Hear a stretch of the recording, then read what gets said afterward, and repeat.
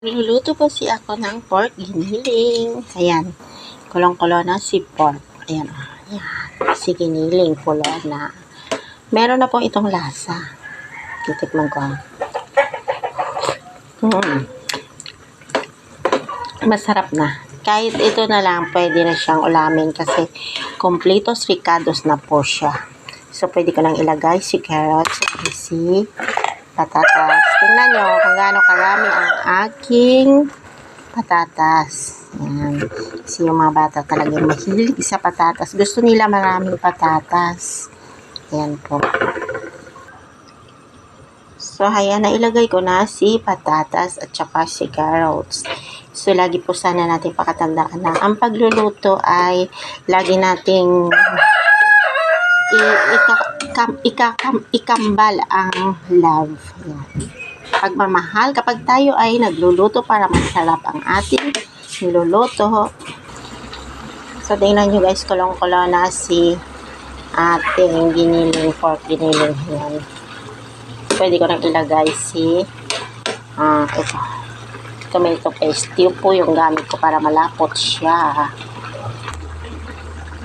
So, ito na nga, nilagay ko na si tomato paste. Ayan. Ayan. Ito, idagdagan ko pa ng kaunting tubig.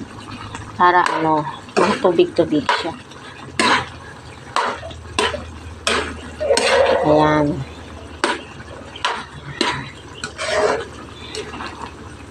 Sa giniling kasi, hindi na ako naglalagay ng pangkalapot. Natural na lang din siya. Hindi naman nakailangan kapag inuulam din siya kaagad. Kahit pa siya paninda, hindi talaga ako naglalagay ng pampalapot. Kasi doon nagsisimula yung madaling mapanis ang ulam. So, yan nakikita nyo. Kulong-kulo na siya. Nakita nyo, meron na siyang sabaw.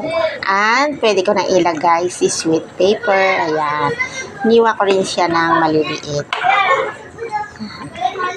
Binagay ko lang din sa kanyang mga kasamahang gulay.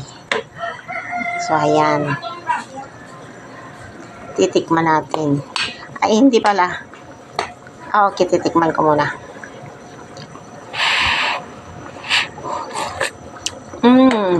Wow. Grabe, sarap. And first, huwag natin kalimutan. Ang lagi kong sinasabi, ang secret ay si brown sugar. Ayan.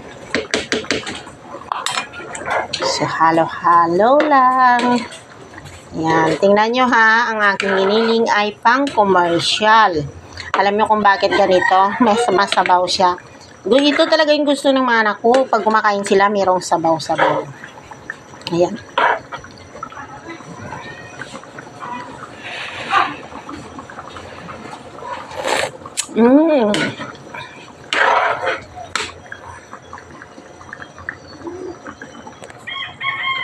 So, ayan, titigman na natin si pork giniling.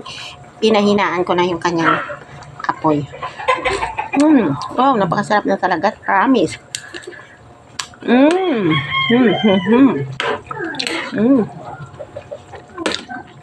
Ang sarap.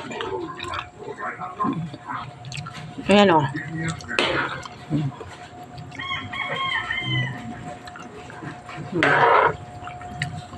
Ayan. Para ko nang kinikinita. Marami na naman silang makakain at kinikinita ko na kung gaano kasarap ang kanilang pagkain. Ayan. Tingnan nyo naman. So, for today's video po, si pork giniling. Thank you for watching. Follow for more.